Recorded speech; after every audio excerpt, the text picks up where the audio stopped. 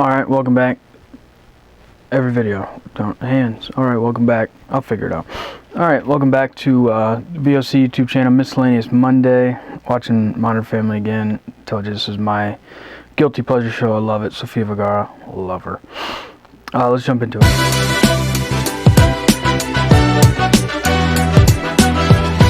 Alright, on this Monday here, we'll talk about, like I said last week, we'll talk about everything that's not football related. There is a football thing that I will talk about, but it doesn't have to do with the X's and O's or nothing. To jump into it, the World Series starts tomorrow, Tuesday, Game 1, Astros, Braves in Houston. Games 1 and 2 are in Houston.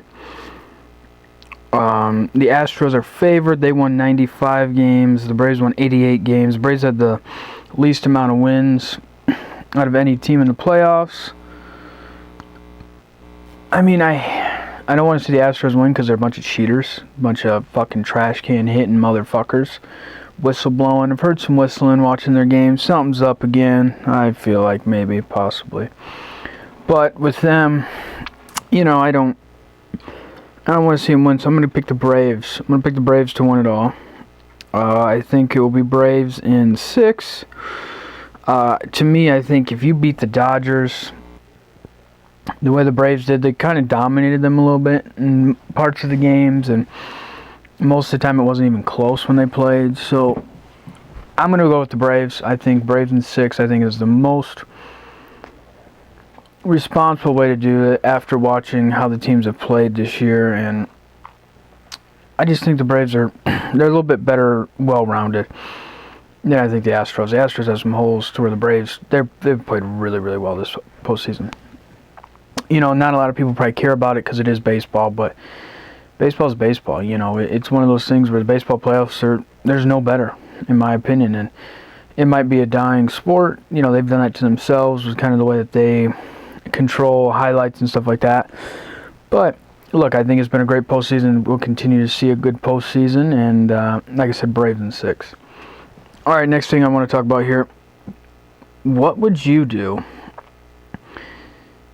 if you got Tom Brady's 600 touchdown pass football put to your lap?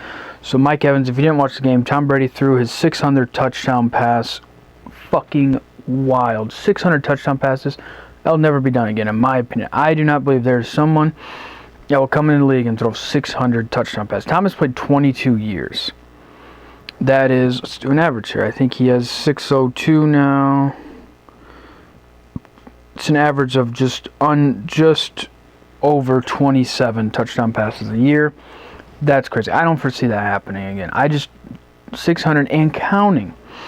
So he threw it to Mike Evans. Mike Evans, not knowing, gives the ball to a fan in the crowd. The guy, it goes ecstatic. Everybody but Mike Evans knows what that ball is meant for. So Tom didn't get the ball, right? So you're like, oh my gosh, what's Tom going to do? How's this go? And you see it in baseball when someone hits, I feel like I have something on my face. I just got done eating. See it in baseball when someone hits their first home run or their 500th home run or whatever, the fan keeps it, and then an usher will come down, find him, and say, hey, do you want to give it to him now, whatever. Some people just say, we'll give it to him now, that day. We'll make a trade. I want to meet the player. You get signed memorabilia, whatever. One guy, I think, when he caught A-Rod's 3,000th hit, which was a home run, it's the foul ball guy. I don't know if you watched his videos, Zach Hampel, he caught it. He held out for like a couple weeks and then was able to get a couple $1,000 donation to the Boys and Girls Clubs from A-Rod just to get his ball back. That's what this guy didn't hold out. So it was like, I think it wasn't even 10-15 minutes later, an official for the Bucks came down and walked, and so he gave Tom 600 touchdown pass away, and they swapped him out with a different ball at first. So he took pictures with Tom 600. He knew what was going on. Everybody around him knew what was going on. To me, I would have held out a little bit longer if it was the ball. I'd been like, no, I'll wait till after the game. I want to meet Tom. I want to give it to Tom then, and then we'll find some. I'm going to hold out a little bit. I would hold out a little bit. That ball easily worth $1 million. I would have held out. That's just who I am. So they swapped out the balls. He got just random different ball. Not cool in my opinion. You're just going to give me a random ball that I don't know where it's been or who it's been touched by. And then he got a $1,000 gift card to the team store, which, I mean, that gives you fucking 3 items nowadays. Okay?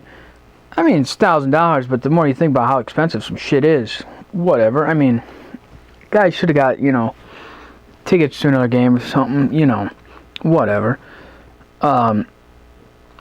He got a promise of a helmet, couple jerseys, something nice in return from Tom Brady. I would have wanted to meet Tom that night. I would have wanted to meet Tom after that game.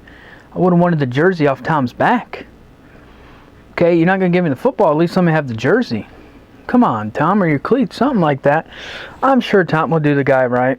Tom didn't really care about the football. To Tom, it's just another thing, and blah, blah, blah. It's just another thing on his life resume. Tom doesn't give a shit about 600 touchdowns. He cares about Super Bowls. That's just how Tom works. That's just how he is. But to me, if that were me in that situation, I would have held out to the rest of the game. I would have said, no, I want to give the ball to Tom myself. If you don't allow me to do it, I will leave here at this game and we can work something out a different day. It didn't work out that way. Look, when you're in that moment, it's Tom's 600 ball. You're kind of like, oh my God, what do I do? What do I do? Like me, I would have just waited out and said, hey, can I just meet Tom after the game? I'll give it to him then. Right? If it were me, I would have wanted to meet Tom some way. But, it was a weird thing. It was a fluke thing. Like, when it happened, I was watching the game because they played the Bears, destroyed them. Should have seen that coming. I was like, he's going to give this ball away. He doesn't know. And he did. And I was like, oh my gosh. What the fuck? This guy's nuts. But, it worked out. Tom got his ball back. And the fan got a nice little gift. And who knows what he gets from Tom. And I'm sure we'll find out sometime what he got, but I'm sure it'll be something nice. Tom's not going to short a guy that kind of got screwed a little bit. Last topic I'll talk to here, NBA basketball. So NBA's started last Tuesday. It's been in for about a week. The Lakers, terrible. The Lakers will be lucky to get out of the first round of the playoffs. They'll get out of the first round. The second round is going to be their problem. They are old, which I said that last week when I did my NBA preview. They are old, slow. A lot of their players shouldn't even be in the league. LeBron doesn't give a fuck right now. Just doesn't. LeBron's just like, you know what? I could give 5 fucks. I'm just going to put my feet up, drink my wine, fuck this season, fuck the regular season, whatever. I'll play in the playoffs. Now it's starting to come up, and it's starting to bite LeBron in the ass a little bit. Doris Burke called the Lakers game. I think it was Friday night. It was the Suns-Lakers game. Friday. I want to say it was Friday night. And it might have been Thursday. I think it was Friday. And LeBron went up, didn't even block Johnson's dunk try. He just got in his way. And then LeBron literally just sat there that entire time. He didn't even go down and play offense. He didn't even go down. He just stood there. And Doris Burke was like, and this guy is just going to stand down here. So I think some stuff LeBron's doing is slowly coming to bite him in the ass.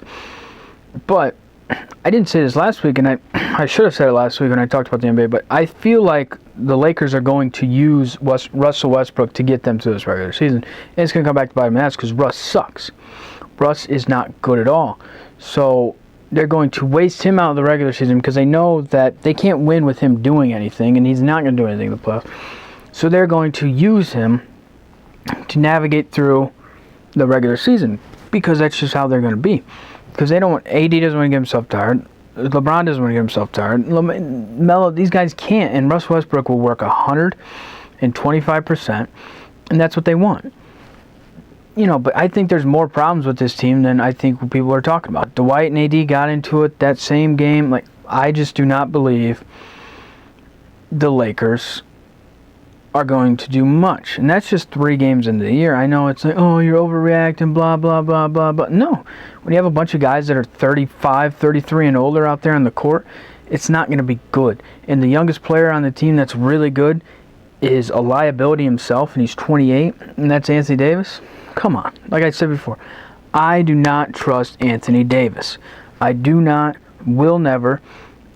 He is just one of those guys that it's like, oh my gosh, we've been waiting for him to take that next step, and it's like he doesn't give a fuck either. So I don't know.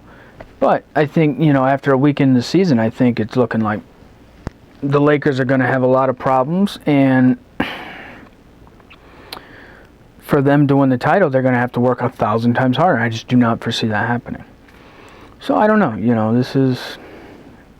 I think this is what we're going to see for LeBron's rest of the career. Just not give a fuck for 75% of the games, and then only care in the big games or the playoffs. And I think that's what we're starting to see. And look, that's what happens, I guess, when you're 36 still playing basketball. You just don't give a fuck anymore. But when there's people that normally don't criticize LeBron starting to criticize him, that's a problem.